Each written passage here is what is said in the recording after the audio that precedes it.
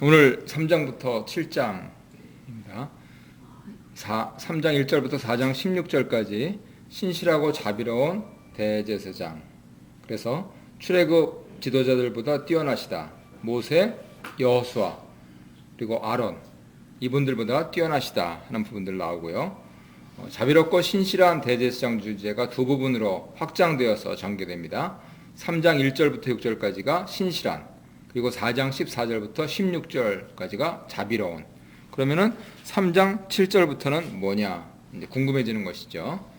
천사 주제에서 이스라엘 역사의 중요한 인물들, 모세, 여호수아보다 뛰어나신 아들 주제로 넘어가는데요. 특별히 5장부터 10장까지 해서 대제사장, 성막, 언약, 희생제사 모두 이 지도자들 시대에서 비롯되었기 때문에 중요한 겁니다. 그러니까 이 서신을 받는 히브리 전통을 형성하신 그러한 위대한 분들이거든요. 지난주에 천상의 존재 그렇게 말씀을 드렸습니다.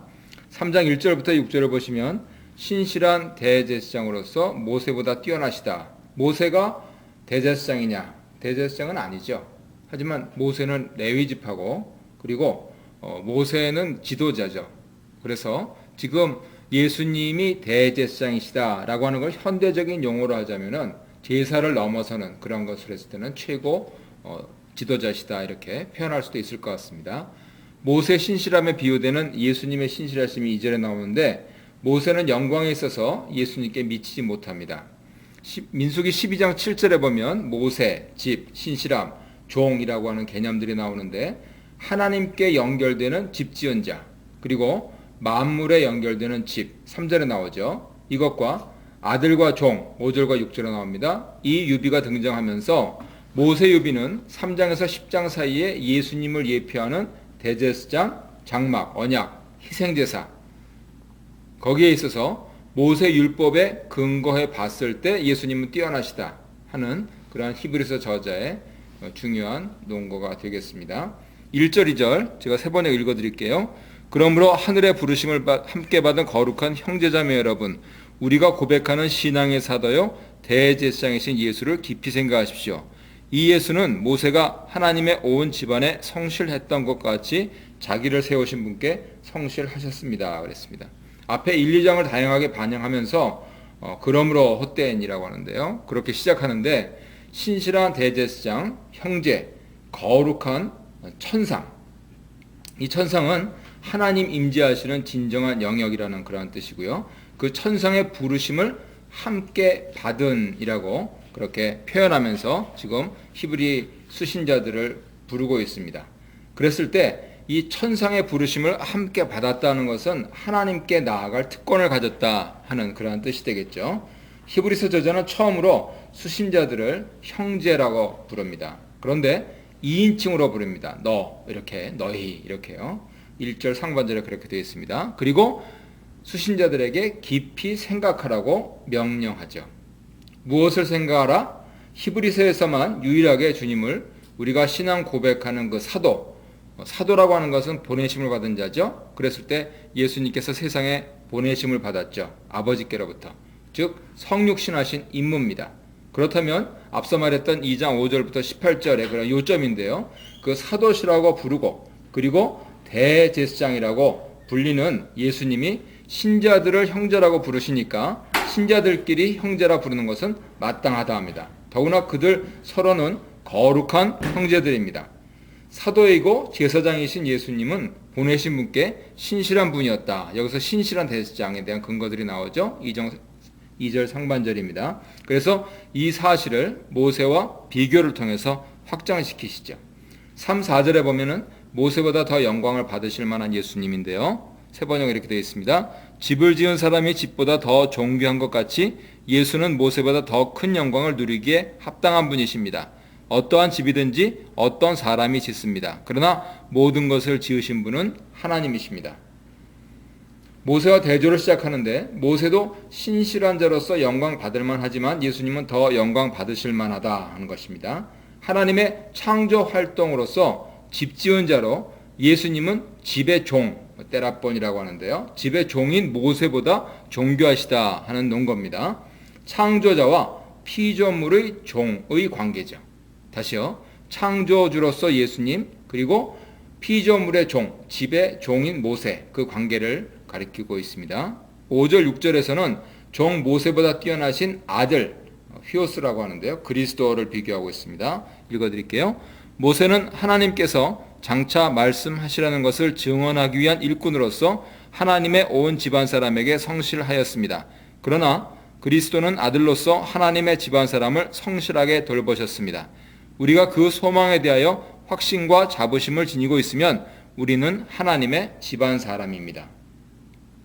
앞서 말씀드린 민수기 12장 7절에 대한 논점에서 이 정점에 달하고 있죠.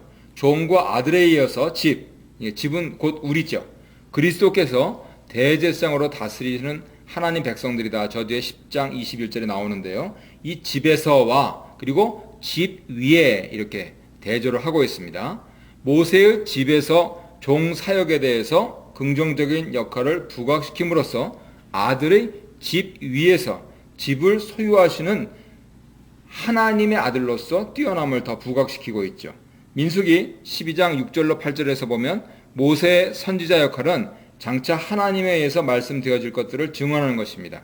히브리서에서는 모세 이후 마지막 날들에 주어질 하나님의 결정적인 최종 말씀, 즉 모세를 통한 말씀은 자체 완결이 아니라 성취 때를 내다보는 말씀이라는 뜻으로 그렇게 쓰였습니다. 10장 1절에 나오고요. 이 성취의 때가 아들과 함께 도래했다 하는 것이 1, 2장에 걸쳐서 나왔죠. 그리고 히브리서에서 여기서 처음으로 사용되는 그리스도께서는 그분의 집 위에서 아들로서 신실하셨다, 성실하셨다고 선언함으로써 마무리하고 있습니다. 그래서 민수기 12장을 이렇게 정점으로 마무리하고 있는 것이죠. 그래서 종합적으로 말씀드리면 이 단락을 예수님으로 시작했다가 그리스도로 마무리하고 있습니다. 예수님은 그리스도시다 하는 것을 그대로 드러내고 있는 것이죠. 초대교회 신앙 고백은 예수님은 그리스도다. Jesus is Christ였습니다. 그것을 우리는 예수 그리스도 이렇게 지금 붙여서 얘기를 하고 있는데 그 부분들에 대해서 히브리서 저자는 분명하게 말하고 있는 것이죠. 우리가 그분의 집인 것은 확신, 파레시아라고 하는데 자유롭게 말하는 담대함입니다. 하나님 앞에서 믿음의 사람이 갖는 담대함이죠. 하나님 앞에 담대히 나아가는 특권이기도 합니다. 이 파레시아, 확신과 소망, 우리 근처에 학원 이름도 있죠. 엘피스입니다. 히브리서의 중요 개념인데요. 소망의 자랑이라고 하는 것은 우리 소망의 자랑이 아니라 우리가 자랑하는 내용, 곧 우리가 소망하는 자체. 그러니까 확신과 소망을 붙잡는 데서 우리가 그분의 집인 것이 확인된다. 이렇게 6절 하반절에서 말씀하고 있습니다. 더구나 5번 반복되는 경고 단락의 핵심인데요. 분명한 믿음을 가지고 분명한 소망을 가지고 꽉 잡아라. 꽉 안 잡으면 어떻게 되겠습니까? 떨어져 나가겠죠. 그 부분들이 계속해서 반복해서 말씀되고 있습니다. 이어서 3장 7절로 4장 13절, 아까 누락된 부분들이었는데요. 적용 권면 2번, 이제 설교 파트입니다. 그 신실함의 중요성에 대해서 말씀하시면서 두 번째 경고를 하시는데 여호수아보다 뛰어나시다 하는 말씀을 합니다. 대제사장의 신실하심, 대제사장의 자비하심, 그 사이에 끼어있는 두 번째 경고 단락인데요. 따라서 이 권면은 예수님의 대제사장직과 관련되어 있다는 것을 알 수 있습니다. 내용을 모두 세 부분으로 나눌 수가 있는데 3장 7절부터 11절까지 하나님 말씀 무엇이냐면 시편 95편 7절로 11절입니다. 그리고 두 번째 3장 12절부터 4장 11절까지 하나님 말씀에 대한 해석, 그리고 세 번째 4장 12절부터 13절까지 하나님 말씀의 속성에 대한 선언입니다. 그래서 하나님 말씀에 대한 해석을 추구로 하면서 하나님 말씀에 대해서 인용하고 그것에 대한 속성을 선언하는 그 구조로, 문법 구조로 이루어져 있습니다. 크게 보아서 3장 12절부터 4장 11절까지는 이제 이 히브리서에서 아주 워낙 많이 반복돼서 사용하는 형식이죠. 감싸기 구조, 인클루지어라고 하는데요. 거기에서 보면은 3장 12절부터 19절까지 보면은 불신앙의 위험을 조심하라 하시고 4장 1절부터 11절까지 보면 안식에 들어가도록 믿고 순종하라 이렇게 말씀하십니다. 그런데 3장 12절에 불신앙의 마음을 조심해라 이렇게 말씀하시고 19절에 불신앙 때문에 우리가 인식한다 말씀하십니다. 4장 1절에 그러므로 그분의 안식에 들어갈 약속이 남아있는 동안에 두려워하자 말씀하시고 11절에서 그러므로 저 안식에 들어가도록 힘쓰자 하면서 시편 95편을 이처럼 반복 인용하면서 키 개념들, 곧 오늘이라고 하는 것, 안식이라고 하는 것, 마음을 완고하게 함. 누가 마음을 완고하게 했겠습니까? 시편 95편에서 비판받고 있는 옛날 선조들이죠. 그분들, 광야 백성들, 출애굽 백성들, 그분들이 마음을 완고하게 함. 그 부분들을 반복 언급하면서 이제 수신자들의 상황에 적용을 하실 것입니다. 먼저 7절부터 11절 제가 읽어드릴게요. 그러므로 성령이 이와 같이 말씀하셨습니다.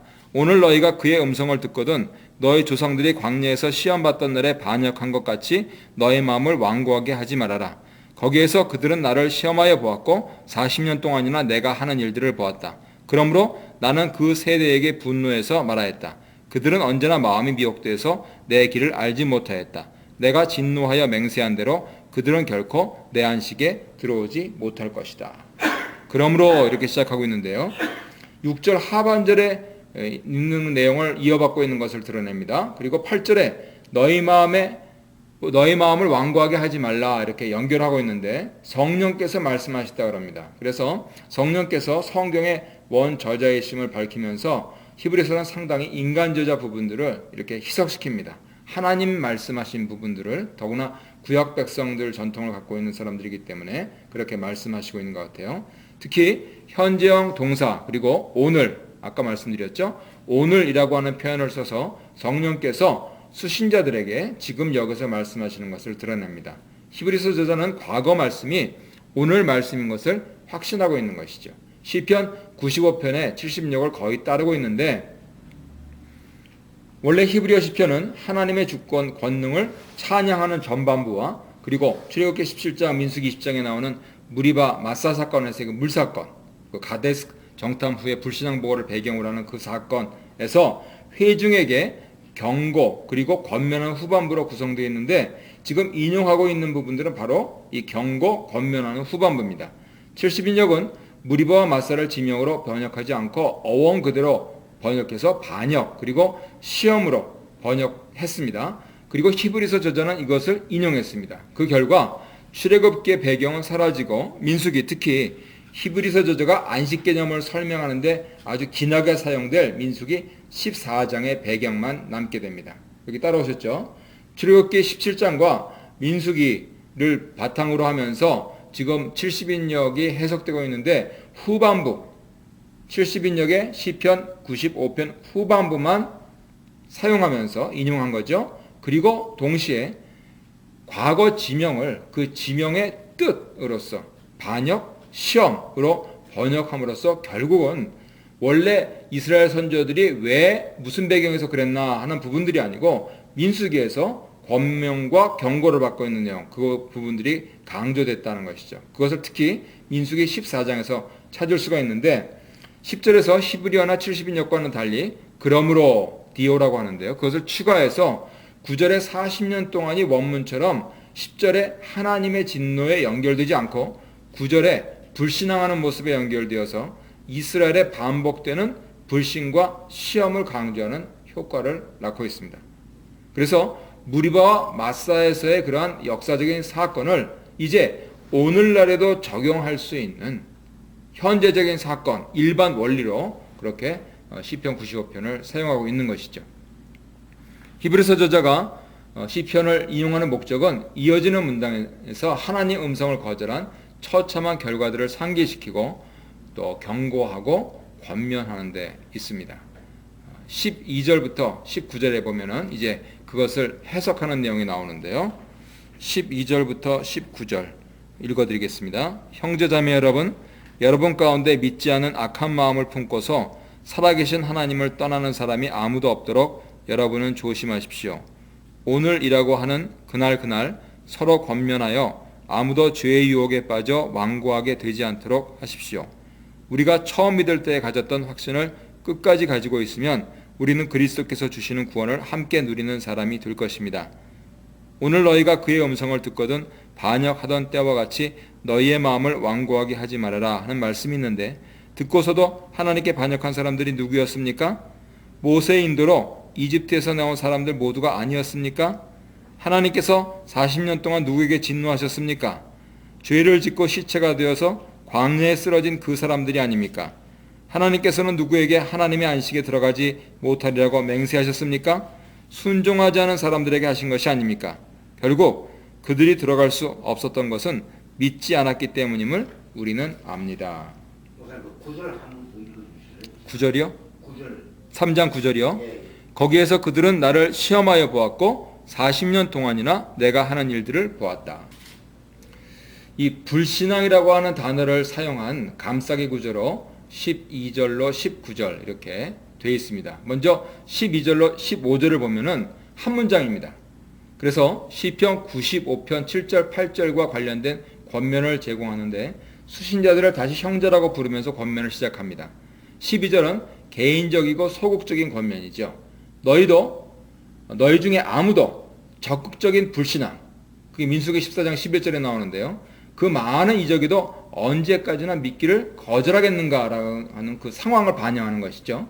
그 적극적인 불신앙의 악한 마음, 민수기 14장 27절 35절 보면 가나안을 약속하신 하나님 믿기를 적극적으로 거절하는 악한 회중을 반영하고 있습니다. 그 악한 마음을 갖지 않도록 조심하라 말씀합니다. 왜냐하면 그러면 하나님을 떠나는 배교를 결과하기 때문에 그렇다.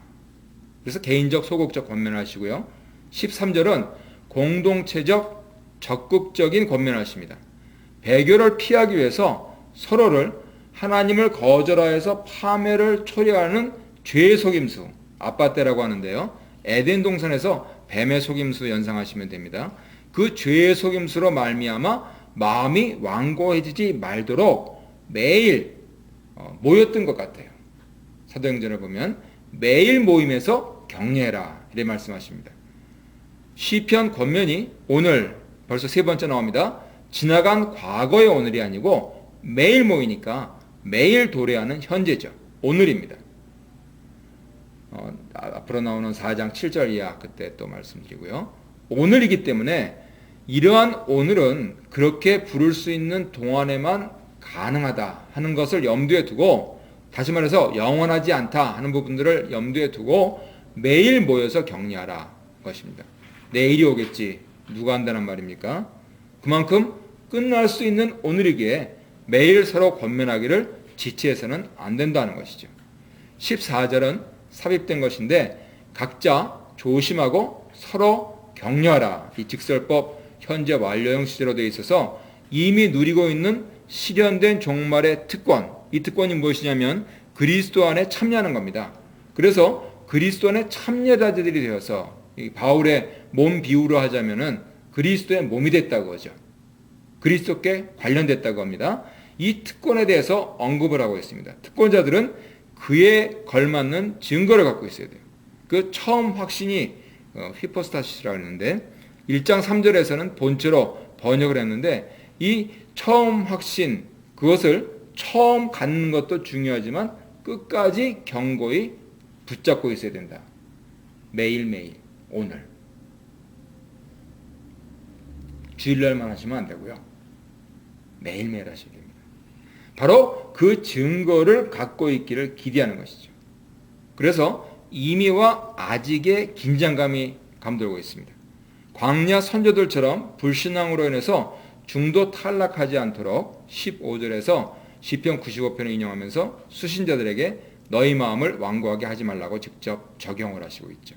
그래서 앞서서 무리바, 마사 그것을 어원으로 그렇게 번역을 해서 기록을 하셨던 것 같습니다.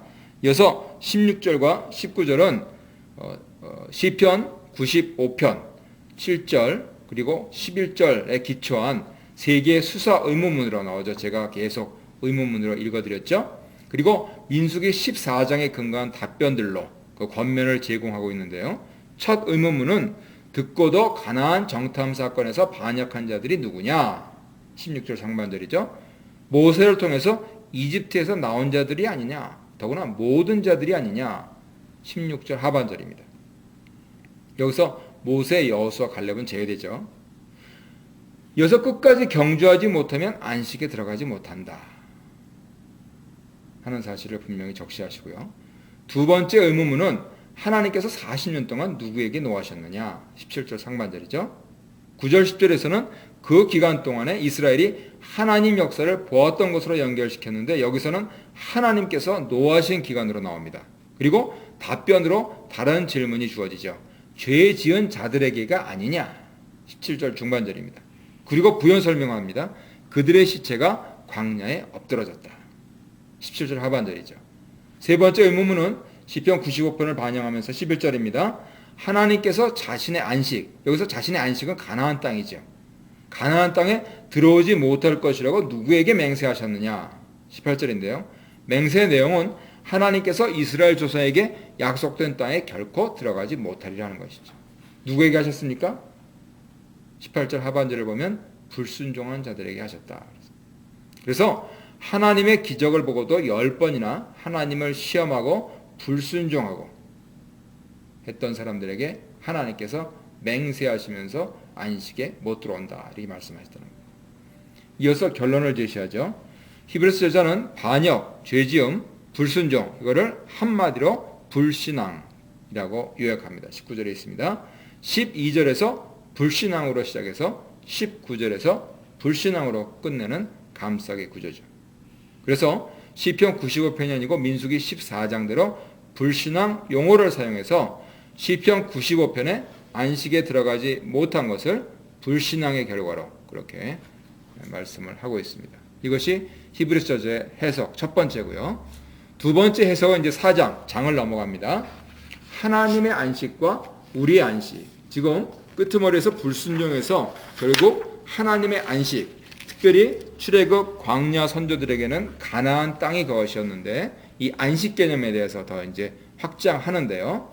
안식에 들어간다 하는 이것을 모두 8번 4장 1절부터 11절 사이에서 1절, 3절에서 2번, 5절, 6절에서 2번, 10절, 11절 모두 8번 사용하면서 창조 때 7째 날 안식 그리고 가나안 땅에서 이스라엘이 누렸던 안식 그 관계를 규명하고 이 개념들이 그리스도인의 안식 지금 현재 수신자들 공동체 그리스도인들의 안식과 어떻게 연관되는지 설명합니다. 즉 구약의 안식일 계명이 예수님 구속과 어떻게 연관되는지 그리고 그리스도인의 이해와 적용은 어때야 하는지 지침을 제공하지요. 먼저 1절부터 5절 보면 1절에 그분의 안식에 들어간다 하고 5절에 내 안식에 들어가지 못함 이렇게 얘기하고 6절에 11절에서 6절 그들은 불순종 때문에 들어가지 못했다. 그리고 11절에 불순종의 본을 따라 멸망하지 않도록 우리는 들어가도록 힘쓰자 이렇게 말씀하셔서 대조하면서 또 반복하면서 또 앞뒤 상응하면서 말씀을 해주시고 있습니다. 히브리서 4장 1절부터 5절 읽어드릴게요.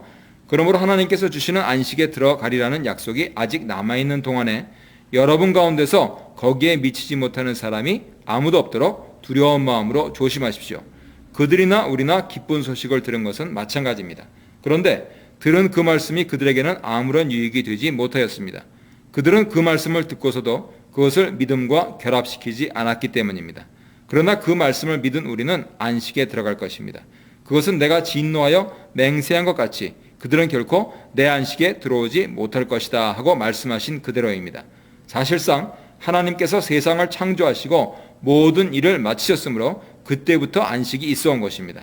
7째 날에 관하여는 어디선가 하나님께서 7째 되는 날에 그 모든 일을 마치고 쉬셨다 하였고 또 이곳에서는 다시 그들은 결코 내 안식에 들어오지 못할 것이다 하셨습니다. 일단 여기까지 하고요.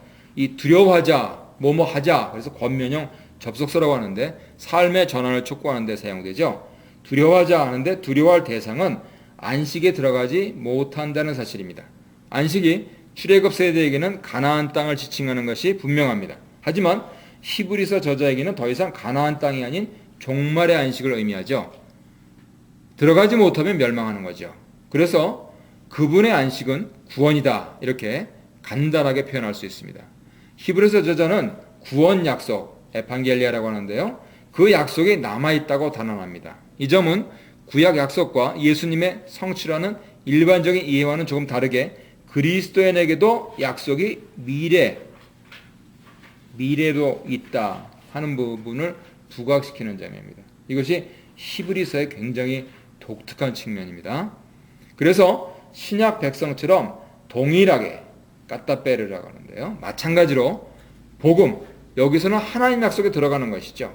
신약 전반에서 복음은 그리스도인들과 긴밀하게 연락되어 있는 건데 그러한 복음 전함을 받은 자라고 칭해지는 구약 백성에게도 가데스 바네아의 약속은 아직 남아있는 것으로 저자는 이해하고 있어요.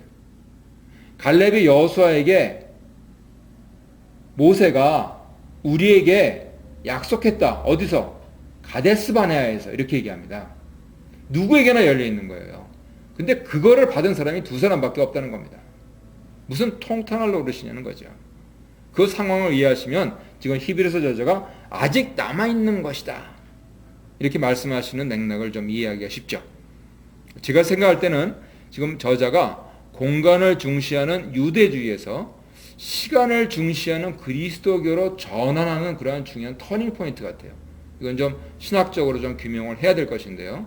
우리 양 박사님은 이런 점은 좀 그냥 지나치셨는데 지금 시편 또 민수기를 이렇게 인용하면서 결국은 공간이 시간으로 변하고 있거든요. 그래서 그런 차원에서 우리 그리스도교는 분명히 시간 중심입니다.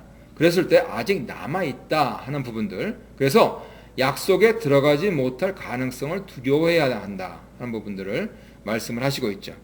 이러한 경고를 반복하지 않고 3절 상반절에서 출애굽 세대와 그리스도인들의 비교를 자신과 수신자들을 믿는 자들이라고 부르면서 믿음으로 반응한 우리들은 출애굽 세대와는 달리 하나님 안식에 들어간다. 현재형으로 쓰였습니다. 지금 현재 그렇게 산다 그 뜻입니다. 하나님 안식에 들어간다 하는 격려로 마무리하고 있습니다. 바꿔 말해서 분명히 미래의 약속이죠. 우리가 죽어서 들어가거나 예수님 재림하시면 들어갑니다. 그런데 그 미래의 약속이 그리스도인들에게는 현재 실제로 주어져 있음을 선언하는 거죠. 너희들이 그렇게 고귀하고 특권을 갖고 있는 사람인데 무슨 엉뚱한 생각들을 하냐, 그 말씀 하시고 싶어 하는 겁니다. 그래서 정리하면 그리스도 사역에 동참함으로써 이미 안식에 들어가 있는 그리스도인들이 아직 종말적인 완성에 이르지 못하고 있을 뿐 그것을 살고 있는 것이 분명하다 하는 것이죠.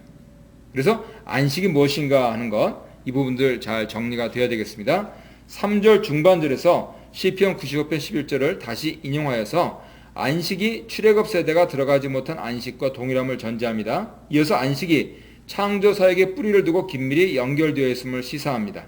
사실은 세상이 창조된 때부터 그분의 일들, 여기서 이제 일들이라고 하면서 보통 인간 일을 말하는데 하나님 일을 말하는데 창세기 기자가 사용하고 있는 것은 하나님 안식이 안식의 모델을 형성할 것임을 암시하고 있는 게 아닌가. 그러니까 하나님께서 이 일들, 사람들이 하는 일들이라고 하는 말을 사용하면서 결국 사람들도 안식해야 되는 것 아니냐 하는 것을 암시한다는 것이죠. 그것이 마무리되었다.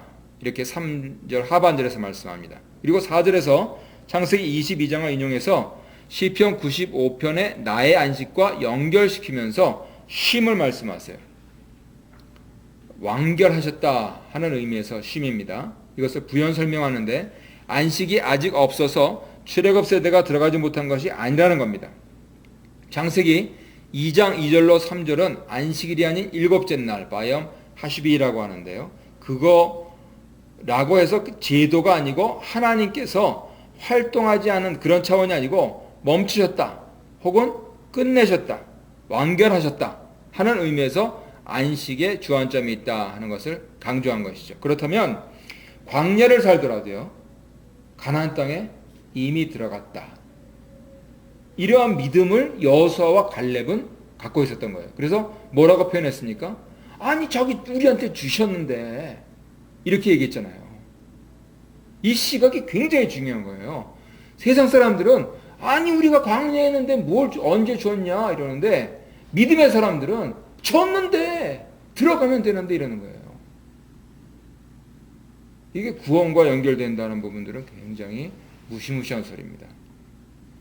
일곱째 날은 창조 목적인 모든 창조의 완성을 상징하는데 다른 날들과 구별되는 아주 특히 중요한 날이죠. 그래서 우리가 그것을 상징적으로 주일날로 지키고 있잖아요. 특히 이날은 저녁이 되고 아침이 되니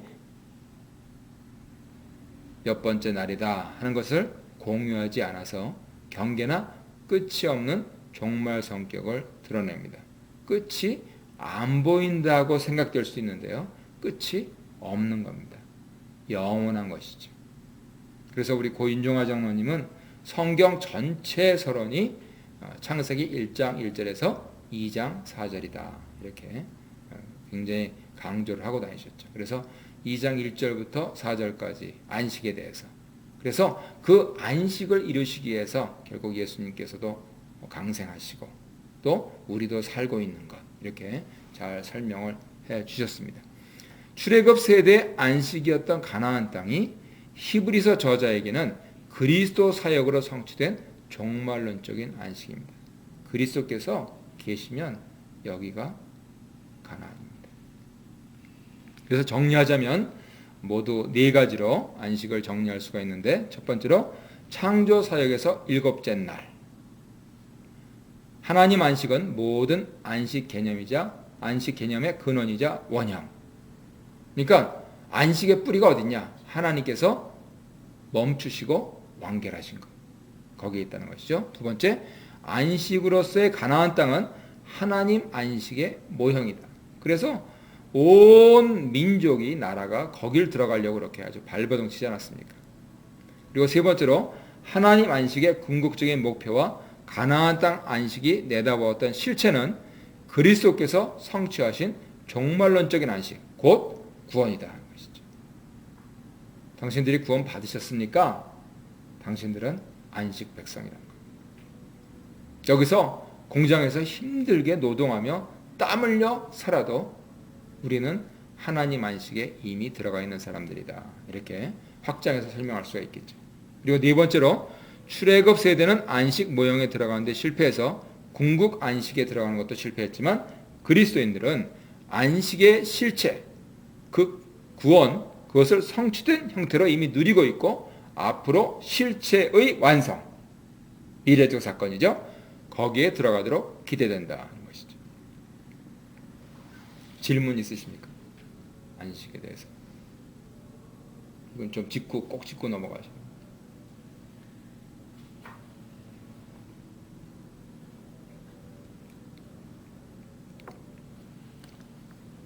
계속하겠습니다.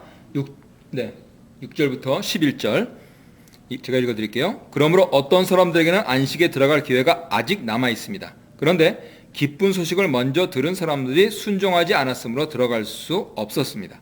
그렇지만 하나님께서는 다시 오늘이라는 어떤 날을 정하시고 이미 인용한 말씀대로 오랜 뒤에 다윗을 통하여 오늘 너희가 그의 음성을 듣거든 너희 마음을 완고하게 하지 말아라 하고 말씀하셨습니다.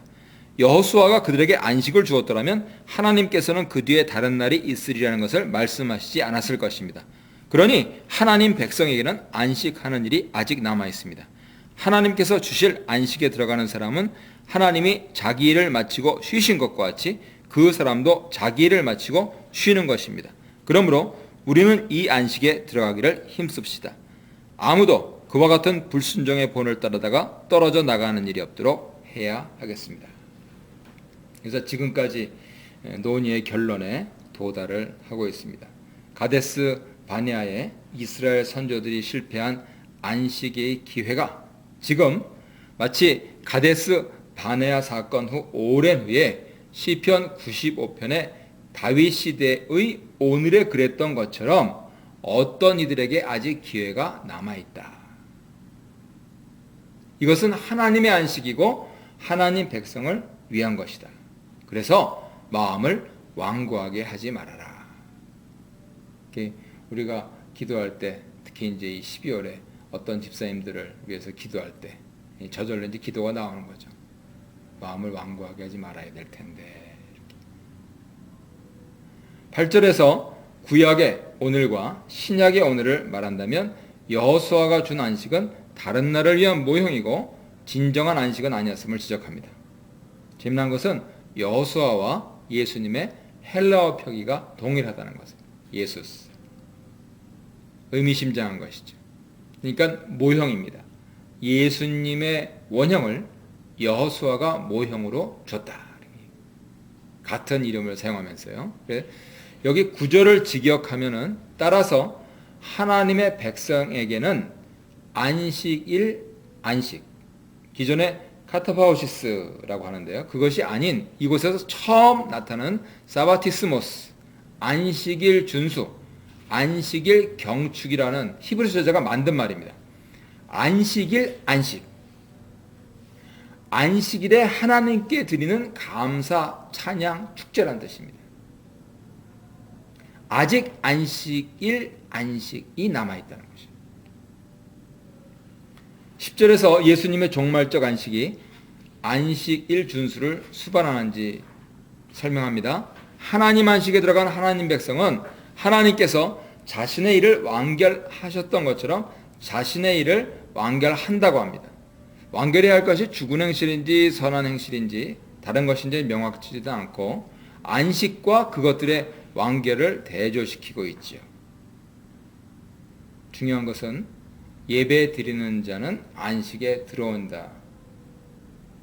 그래서 우리가 특별히 창세기 1장의 근거에서 일곱째 날의 상징을 가지고 주일날 모여서 예배를 드리는 것은 이 안식일 안식. 히브리서에 이거를 실천하는 겁니다. 그거를 청교도들은 간단하게 뭐라 그랬냐면 주일 성수라고 그랬던 겁니다. 주일을 빠진다. 상상하지 마십시오. 하나님께서 이리 살게 하셨는데 그 하나님께 감사, 찬양, 축제를 안 드린다. 나쁜 놈들이죠. 그거는. 배은망당한 거죠. 내가 바쁘니까 그러면 안 되죠. 인간들이 그러면 안 되는 겁니다. 지금 그런 내용을 말씀하고 있습니다.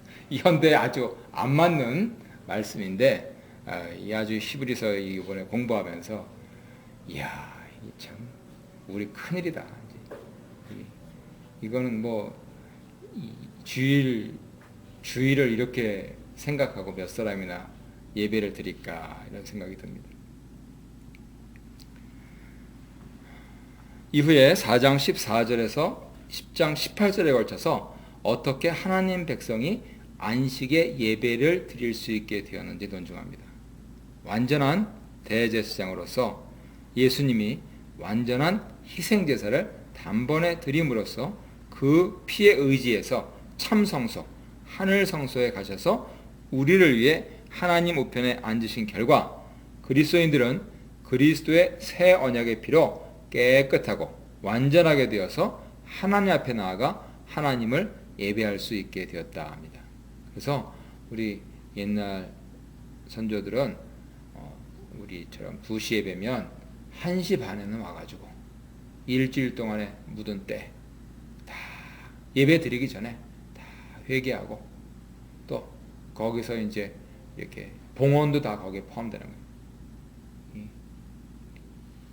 그래서 하나님께 다 드리고 그렇게 하면서 예배를 이제 준비를 하신 것이죠.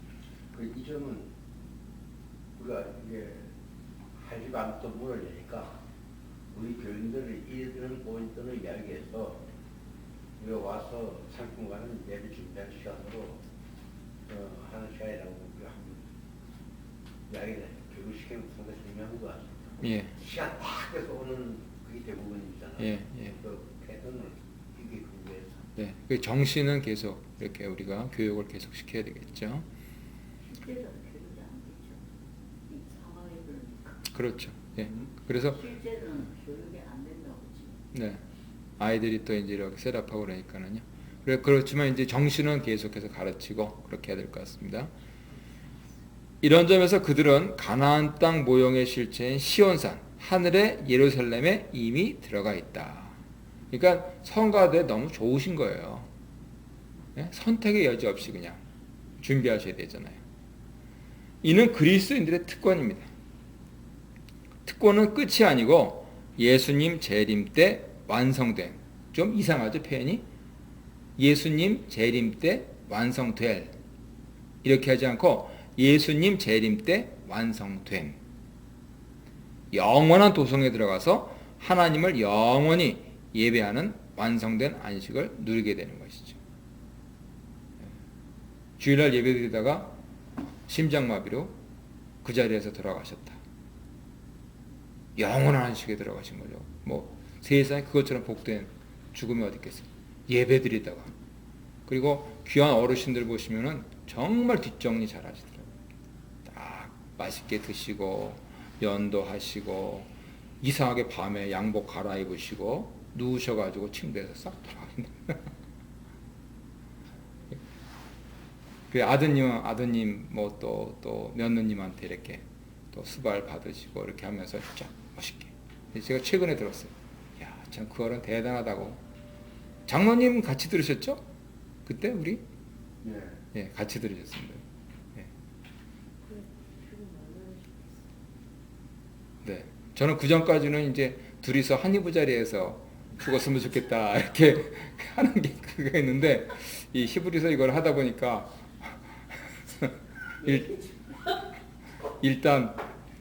일단은 이렇게 예배 드리고 이게 좀 준비되고 이렇게 그렇게 했으면 좋겠습니다. 이게 굉장히 중요한 기도 제목일 것 같아요.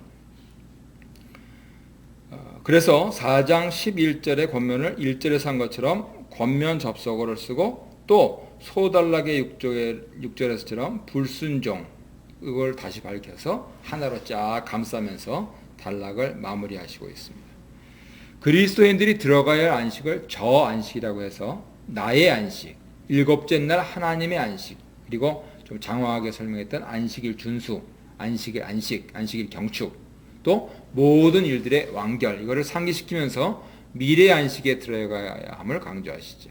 동시에 가데스 바네아 사건을 부정적이고 심지어 멸망하게 한 표본이라고 거론하면서 경고하십니다.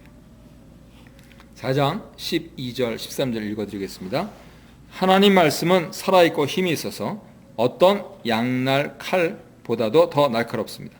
그래서 사람 속을 꿰뚫어 혼과 영을 갈라내고 관절과 골수를 갈라놓기까지 하며 마음에 품은 생각과 의도를 밝혀냅니다. 하나님 앞에는 아무 피조물도 숨겨진 것이 없고 모든 것이 그의 눈앞에 벌거숭이로 드러나 있습니다. 우리는 그의 앞에 모든 것을 드러내 놓아야 합니다. 그래서 시편 95편을 인용하면서 시작한 3장 7절, 4장 13절 단락을 하나님 말씀의 속성 그리고 능력을 칭송하는 문구로 마무리하고 있습니다. 헬라어로 가르라고 하는데 과연 왜냐하면 이런 뜻입니다. 자주 나올 겁니다.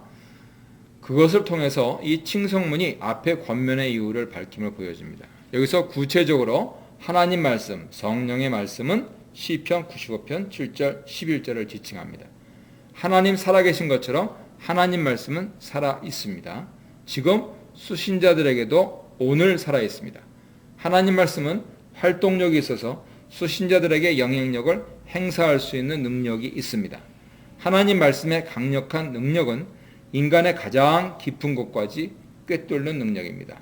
이러한 능력을 양날선 칼, 자르는 기능보다는 찌르는 기능이 있죠. 양날선 칼, 그 칼에 비유합니다. 하나님 말씀에 꿰뚫는 대상은 혼, 영, 인간의 가장 깊숙한 자아고요. 관절, 골수, 1차적으로는 육신, 나아가서 인간 존재 전체입니다. 즉 인간 본성을 얼마나 철저히 꿰뚫는지 양날선 칼로 부각시키고 있습니다. 이처럼 인간 본성을 꿰뚫는 하나님 말씀은 마음의 생각과 의도를 분별합니다. 가식을 깨뜨리고 인간 존재의 가장 내적인 실체까지도 드러내 보이는 능력을 나타내시죠. 이 말씀의 능력은 모든 피조물에게 미칩니다. 어떤 피조물도 스스로 숨길 수 없도록 만듭니다.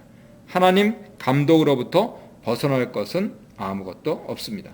모든 피조물이 그분 눈앞에 벌거벗은 채 드러나 있습니다.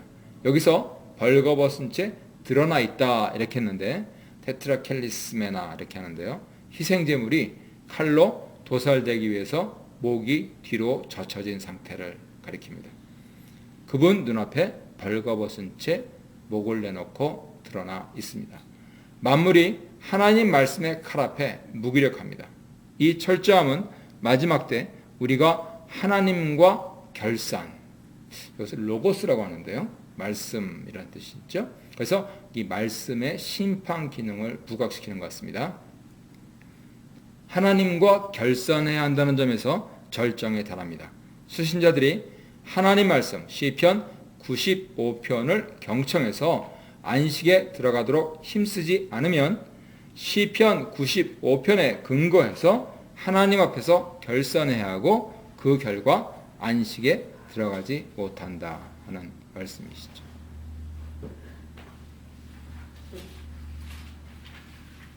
그리고 4장까지만 하고 잠깐 쉬시죠. 4장 14절에서 16절 자비로운 대제사장인데요. 제가 읽어드릴게요. 그러나 우리에게는 하늘에 올라가신 위대한 대제사장이신 하나님의 아들 예수가 계십니다. 그러므로 우리의 신앙 고백을 굳게 지킵시다. 우리의 대제사장은 우리의 연약함을 동정하지 못하시는 분이 아닙니다. 그는 모든 점에서 우리와 마찬가지로 시험을 받으셨지만 죄는 없으십니다. 그러므로 우리는 담대하게 은혜의 보좌로 나아갑시다. 그리하여 우리가 자비를 받고 은혜를 입어서 제때에 주시는 도움을 받도록 합시다. 앞서서 2장 17절 18절에서 자비로우신 대제사장 나왔는데요. 이것을 이어받아서 앞으로 이제 아주 장황하게 다음 주에 할 겁니다. 하늘 성소, 죄는 없으신 분, 보좌 앞에 나아간다 하는 이 부분들을 소개를 하고 있습니다. 교리를 다루고 있는데 설교 형식을 띠고 있습니다.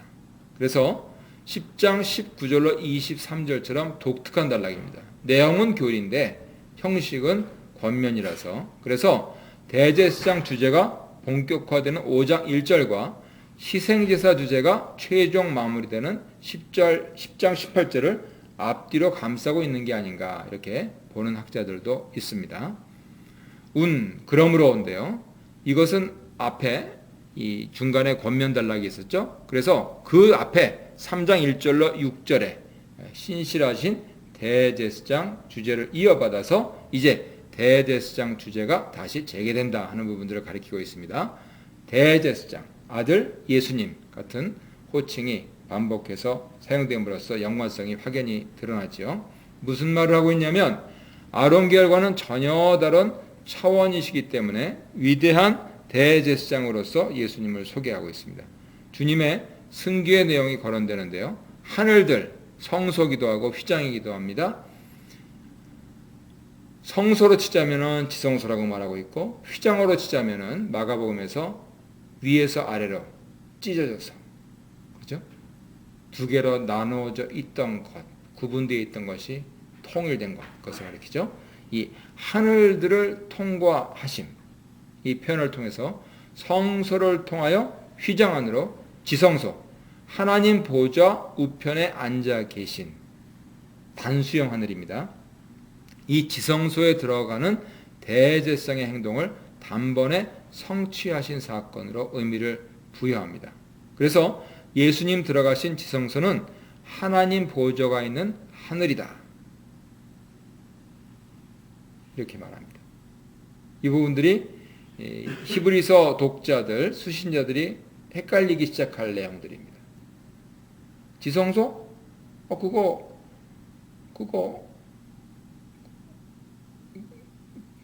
티토가 그거 허물어가지고 또 만들어야 되는 거, 대제사장이 1년에 한 번 들어가는 데 아닌가? 이렇게 하는데 히브리서 저자는 그게 아니고 하늘의 지성소다 이렇게 말씀합니다. 지금 땅이 없으니까. 이때 히브리서 저자가 이제 편지 보낸 그때부터는 이제 지성소나 이런 게 없었겠네요. 주후 70년에 철저하게 멸망했으니까요. 이거 지금 히브리서 저자는 2세대 사람이니까. 예. 예. 근데 지금 캐톨릭은 지금 그거 아직도 주장하고 있는 거죠. 베드로를 대제사장하고 해가지고 계속 지금 교황이 그 역할을 하고 있죠. 대제사장이라고 하고 이제 사도권이라고 근데 사도권은 우리 개신교도 인정을 합니다. 그래서 우리가 사도신경도 예배 시작하면서 고백을 하고, 그래서 그 사제라고 해서 조금 혼동이 되는데, 그러니까 개신교 목사들은 대개 이제 패스터, 미니스터 이렇게 하고, 천주교 신부님들은 프리스트 그렇게 해가지고 이 사제적인 기능을 더 강조를 한 건데, 히브리서 저자가 얘기하고 있는 그런 유대주의 제사 개념으로는 아닙니다. 천주교도. 물론 그 뉘앙스가 깊어서 거기는 미사를 드린다 그렇게 하고 우리는 예배를 드린다 이러는데, 미사를 드린다 하는 그 개념은 좀 더 신학적으로 얘기하면 예전을 드린다 이렇게 하겠습니다. 그래서 liturgy라고 하고요. 이제 우리는 worship, service. 그래서 주로 찬양 많이 하고 이렇게 하는 것이고, 그쪽은 정해진 차례에 따라서 이렇게 하는 것, 그것을 말씀을 합니다.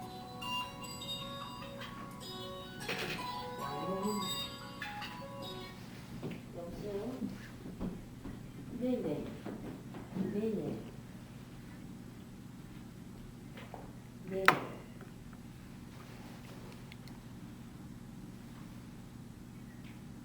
네네. 예. 네. 기독교인들은 예. 사실은 예수님 그 아, 그래요? 이게 그 심하게 제사 드림이 나왔어요. 하나도 안 나오잖아요. 네, 네. 예, 주 70년 예, 감사합니다. 부터 다 관계없다고 네. 말씀하셨는데, 사실상 우리 신약 성경에 보면 제사를 지냈다는 건 없잖아요. 네. 그 부분들은 좀 다른 연구 영역인데요. 예를 들면 예루살렘에 있던 기독교인들, 사도 베드로, 야고보 장로님이 이끌었던 그 공동체는 2번 예배를 드렸던 것 같습니다. 그래서 토요일 날 안식일을 지키고, 그래. 제사 지낸 건 아니잖아요. 예, 피로 제사 지낸 건 아니잖아요. 예, 피로 제사 진행, 이제 그러니까 6월절, 그 다음에 초막절, 그리고 수장절, 이것은 지키셨죠. 근데 그거 하고 기선제물은 그러면 안 드려야 되는 게 맞지 않습니까? 예. 그래서 6월절, 초막절, 수장절을 지켰다는 것은 그 자체가 제사를 이미 전제를 합니다. 저는 왜냐면 그 6월절, 초막절 그 다 지키는데 예배 형식으로 지켰다는 뜻으로 이렇게 나누고 그 신약에서. 예. 그러니까 이제 실제로 피를 술 바로 이런 예식은 아니냐. 짐승을 잡진 않았죠. 네. 그런데 대신 어떤 전통이 남아 있냐면, 안디옥에서 이제 사건이 일어나서 바나바와 바울이 공회에 파견돼 가지고 첫 번째 세계 공회가 열렸을 때, 사도행전 15장에 나오는, 그때 야고보 장로님이 음행과 목매어 죽인 것과 예. 우상의 제물과 핏째 먹는 것, 4가지. 예. 이게 사실은 제사 정신입니다. 그러니까 이게. 얘기는 크리스찬들 행은 아니지 않는 얘기. 네. 크리스찬 아닌 유대인들이 하는 거는 비적인 것이, 이미 기독교인이 된 사람들은 아니지 않는 얘기. 예. 그런 건 아니죠. 그러나 동시대에 살았다는 것은 인정을 해야 되는 거죠. 그리고 유대인들만 짐승 잡은 게 아닙니다. 헬라인들도 다 짐승 잡았습니다. 로마인들도 다 잡았고. 그래서 예수님 한 분을 믿는 거, 그리고 예수님께서 가르쳐 주신 하나님 아버지께 예배하는 거, 그 부분으로 이 초점이 자꾸만 맞아 들어가니까 결국은 핍박을 자꾸만 받는 거예요. 거기서 유대인들이나 로마인들이나, 아니 이게 뭐라고, 이거 문화라고, 이거 오늘날로 얘기하면 이거 문화야 문화, 이렇게 하면서 니네들이 뭐 이거를 가지고 건드려, 니네는 니네들 거로 하는데 이거는 건드리지 마 그러는데, 아니고 그거는 예배고 그거는 우상숭배고 하면서 핍박을 받았던 거예요. 그래서 유대인 그리스도인들 더구나 1세대 분들한테는 정말 그분들 우리가 사도로 인정하고 참 존경해야 될 게 정말 힘들게 사셨던 겁니다. 일주일에 2번을 예배를 드려보세요. 안식일도 지키고 주일날도 지키고. 그럼 뭐 먹고 살라고요? 그런데 하나님께서 먹여주시고 살려주시고 지금 이 히브리서 저자 시대에 와서는 아주 분명해진 겁니다. 이게 1세대 선조들이 그 힘든 것을 살아들임으로써 2세대들은 무슨 얼어 죽을 놈의 제사냐 이러면서 이렇게 나온 겁니다. 우리식으로 얘기하면 천주교에서는 이제 제사를 문화로 이렇게 보면서 그거는 허용을 해요. 그런데 개신교에서는 그것 때문에 죽은 사람들이 있거든요. 이거 우상숭배다 그래가지고. 그래서 개신교에서는 제사 안 지냅니다. 대신 추모 예배 드리죠. 그래서 그것 때문에 핍박 받고 있는 사람들도 있고. 그러니까 결국은 1세대들이 얼만큼 피를 뿌리느냐 그 문제입니다. 그리고 히브리서 저자는 2세대로서 그 부분들의 바탕에서 그거는 아니다 분명히 말씀하시는 거죠. 근데 오늘날 또 이제 다시 희석되는 것 같아서 그런 부분, 혼합주의가 자꾸만 나와서 우리 교회도 뭐 그런 부분들도 있고, 그래서 참 조심해야 될 겁니다. 그래서 이게 유대인들한테 이게 주시는 히브리서 이게 오늘날 무슨 상관성이 있느냐, 이게 굉장히 중요한 질문이 될 텐데, 아마 혼합주의 신앙, 아주 예수교, 기독교의 분명한 입장, 그런 부분들에 대해서 이제 경고가 되는 말씀으로 적용을 해야 될 것 같아요. 근데 너무 어려워서 사람들이 어떻게 묵상하고 있는지 좀 궁금하기는 한데요. 그래서 이제 이것도 좀 기록도 남겨보려고. 저는 아주 12월 달은 여기에 지금 올인하고 있습니다. 저도 이해하기가 힘들어가지고 계속 가겠습니다. 처음으로 예수님 호칭과 하나님 아들, 이것이 같이 이렇게 나오는데요. 1장에서 신적 지위를 나타냈었고 지금 14절에 나와 있는 하나님 아들, 그리고 2장에서 인성과 관련됐었죠. 그리고 15절에 나와 있는 예수님. 그래서 하나님 아들 예수님, 그분은 하늘들을 통과하신 대제사장이시다 겁니다. 지상의 예수님, 천상의 하나님의 아들이시라는 초대교회의 신앙 고백을 굳게 지키자고 촉구합니다. 특히 15절에서 부정의 부정, 즉 강한 긍정을 사용하면서 우리의 연약함을 동정하시는, 이 동정한다는 것은 심파테사에 이르는데요. 감정을 넘어서 적극적인 행동까지 옮기는 겁니다. 동정하시는 분으로 인간의 모든 약함, 시험을 똑같이 받으신 분이다, 이렇게 예수님을 소개합니다. 그런 시험에서 한 번도 실패를 맛보지 않으시고 그 결과 죄가 없으신 분입니다. 이런 예수님은 인간 대제사장의 한계를 극복하고 흠없는 자신을 하나님께 드리는 완전한 희생 제물로서의 자격 요건을 만족시킵니다. 아니, 신실하고 자비로운 제사장이면 됐지 왜 희생 제물이냐? 그런 다음 주에 진도가 제대로 나간다면 다음 주에 하는데, 피 뿌림이 없이는 지성소에 들어갈 수 없기 때문입니다. 그래서 희생 제물로 자격 요건을 만족시키신 것이죠. 예수님은 완전한 하늘 성소에서 하나님과 함께 계시는 완전한 대제사장이시고 인간의 연약함을 철저히 공감하시지만 죄는 없는 완전한 대제사장이시다. 15절 하반절입니다. 천사는 하늘에 있지만 공감을 못하고 인간 대제사장은 공감을 하지만 하늘에 못 들어가는데, 예수님은 이 둘의 한계를 모두 뛰어넘으신 유일한 대제사장이십니다. 이 대제사장 덕분에 이제 우리는 하나님께 나아갈 수 있게 됐습니다. 구약에는 대제사장이 1년에 한 번 지성소에서 하나님께 나아갈 수 있었으나 이제 우리는 예수님 덕분에 그를 통하여서 하늘의 은혜의 보좌에 언제나 담대하게 확신을 가지고 나가는, 현재형으로 쓰이는데요. 프로세르 꼬메따라고 하는데요. 지속과 반복의 의미, 있습니다. 계속해서 나간다는 겁니다. 나가는 특권을 누립니다. 운전할 때나 잘 때나 일할 때나 계속 나가는 겁니다. 이에 더하여 은혜의 보좌 앞으로 나갈 때 그 보좌로부터 과거의 범죄와 관련하여 자비, 그리고 현재와 미래의 필요와 관련하여 은혜를 얻게 됩니다. 우리의 대제사장의 도움은 언제나 나가기만 하면 적합한 때 주어집니다. 그래서 아멘이라고 적었습니다.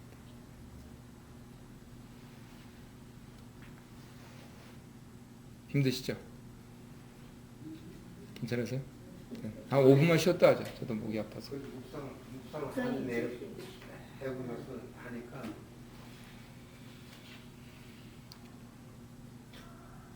근데 묵상하면서 목사님 율법으로 우리가 제사를 드려가지고 제사함을 받는 거는 제가 또 올려지는 그 제사함을 받은 게 아니라고 그에서 말씀에 나오는데 그러면 제가 또 올려지는 거는 제사함을 받은 게 아닙니까? 그 부분들이 이제 저 양심하고 관련돼서 그렇게 말씀을 하시는 거거든요. 그러니까 히브리서 저자는 틀림없이 동물 제사가 육신을 정결케 하는 부분들을 인정을 합니다. 그걸 인정 안 하면 하나님께서 구약 백성들을 사기치신 거잖아요. 그죠?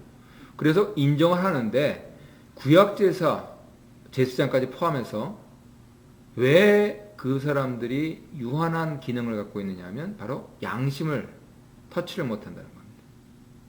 그런데 예수님의 피 흘림, 주의 보혈과 그의 복음은 양심을 만지신다는 거죠. 그래서 진정한 죄사함을 받은 그러한 사람은 나의 이 죄의식에서 자유롭습니다. 그러니까 내가 죄를 지은 거는 그건 씻을 수 없고 지울 수가 없잖아요. 어떻게 보면은 평생 짊어지고 가야 되잖아요. 그런데 그거를 사용해서 인간을 포박하려고 하는 악한 영으로부터 놓이게 되는 거죠. 오케이, 나 죄인이다. 그렇지만 이제 나는 자유인이다. 예수의 보혈의 내가 잘나서 그런 게 아니고 예수님께서 그렇게 하셔서. 그래서 이제는 시간이 좀 지나서 조금 우리가 다시 이제 복귀를 좀 해야 될 게 있는데, 밀양에서 보면은요, 참 뻔뻔한